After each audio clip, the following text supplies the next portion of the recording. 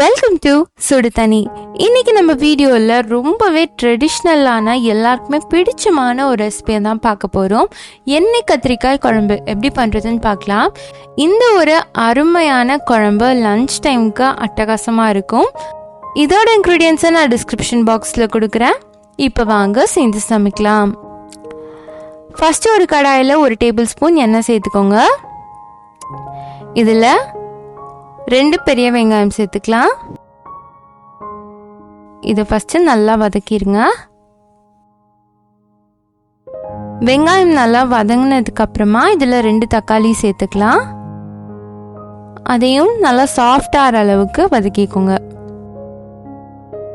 கூடவே ஒரு 4-5 பல் பூண்டு, 1 துண்டு இஞ்சி சேர்த்துக்கோங்க.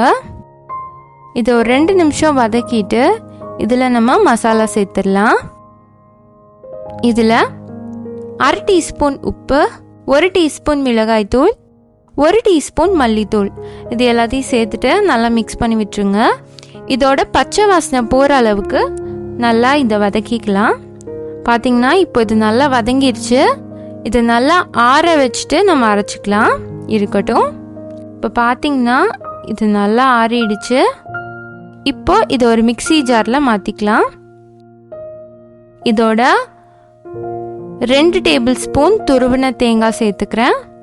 கூடவே 1 டீஸ்பூன் சோம்பு, 1 டீஸ்பூன் சீரகம் சேர்த்துட்டு இதை ஃபைன் பேஸ்ட்டாக நம்ம அரைச்சி எடுத்துக்கலாம். அடுத்து ஒரு கடாயில் 2லேருந்து 3 டேபிள் ஸ்பூன் எண்ணெய் சேர்த்துக்கோங்க. இதில் நம்ம கத்திரிக்காய் சேர்த்துக்கலாம். காம்பை எடுத்துட்டு இந்த மாதிரி ஸ்லிட் பண்ணியும் நீங்கள் இதில் சேர்த்துக்கலாம். இல்லை ரொம்ப பெரிய கத்திரிக்காயாக இருந்துச்சுன்னா கட் பண்ணியும் நீங்கள் சேர்த்துக்கலாம். நான் 2 விதமாகவும் சேர்த்து காட்டுறேன். குட்டி குட்டி கத்திரிக்காயாக இருந்துச்சுன்னா இந்த மாதிரி ஸ்லிட் பண்ணாலே போதும், நல்லா வதங்கிடும். இதுக்குள்ளே சேர்த்துருங்க. இதை லோ ஃப்ளேம்லேயே வச்சு நல்லா நம்ம வதக்க போகிறோம்.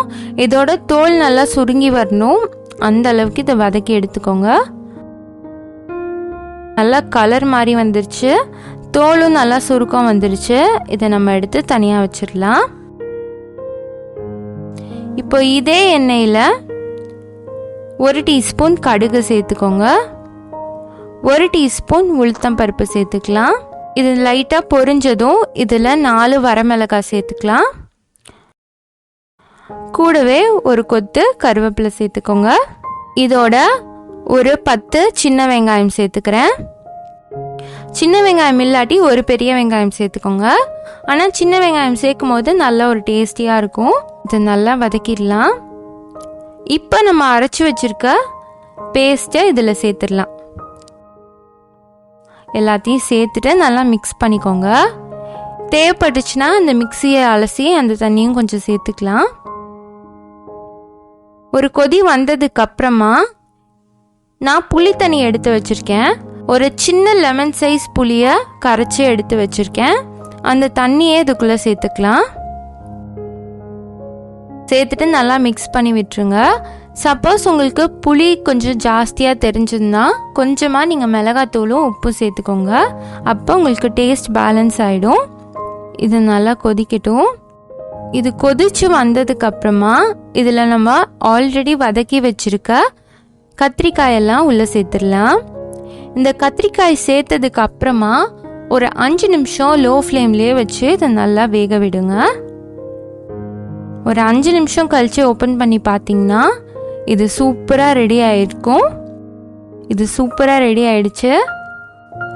நம்மளோட எண்ணெய் கத்திரிக்காய் குழம்பு செம்மையாக ரெடி ஆகிடுச்சு. இது ஒரு குழம்பு போதும், உங்களுக்கு ஒரு சட்டி சாதமும் காலி ஆகிடும். ரொம்ப டேஸ்டான இந்த ரெசிபியை கண்டிப்பாக நீங்களும் உங்கள் வீட்டில் ட்ரை பண்ணி பாருங்கள். இந்த வீடியோ உங்களுக்கு பிடிச்சிருந்தா லைக் பண்ணுங்கள். சுடுதண்ணி சேனலை சப்ஸ்கிரைப் பண்ணுங்கள். Thank you.